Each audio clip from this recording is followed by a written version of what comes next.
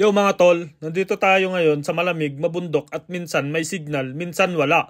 Dito sa Tuba, Benguet. At syempre, hindi lang tayo aakyat para magyelo.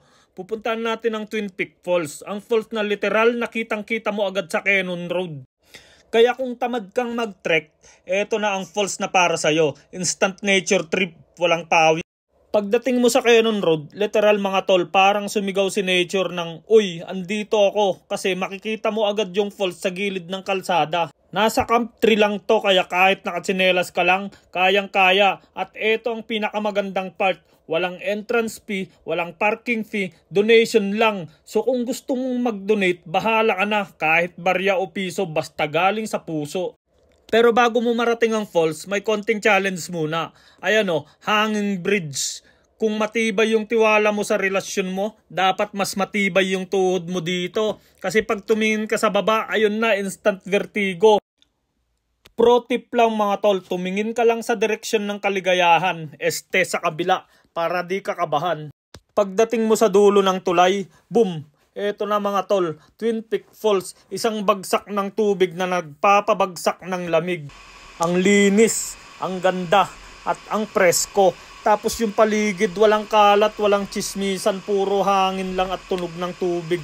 Kudos sa mga taga rito kasi kita mo talaga, inalagaan nila tong lugar. Respeto sa nature, respeto sa falls.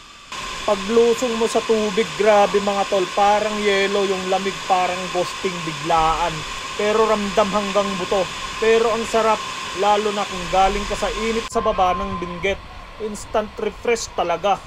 Tapos may mga kabataang nakasabay ako dito, ang tatapang, tinatalon lang nila yung taas ng falls. Ako naman, gusto kong sumabay kaso naalala kong wala akong life insurance. So naligo na lang ako ng maayos. Enjoy lang, walang stress, walang pressure. Malalim yung falls, kaya kung di ka marunong lumangoy, good luck na lang, baka mag-float ka kasama ng problema mo sa buhay. Pwede kang mag-picnic, mag-photo op at magmuni-muni kung bakit ka niloko. Pero please lang mga tol, wag magkalat, di mo kailangan mag-iwan ng basura para lang masabing nakapunta ka dito. Siyempre, wag mo kalimutan mag-donate mga tol para sa maintenance ng falls. Sulit na sulit ang biyahe dito sa Twin Peak Falls, Tuba, Benguet. Simple lang, walang entrance fee, walang arte, puro nature and good vibes. Kung gusto mo ng tahimik, preskong spot na hindi crowded, ilagay mo na to sa bucket list mo. Sulit na naman ang adventure. Kaya next time, wag puro mall o cellphone. Minsan lumanghap din lang tunay na hangin. Problema lang dito, walang bihisan. This is Kusinerong Bulakbol, kung saan-saan napapadpad, at ito ang isa sa mga spot na siguradong babalikan ko.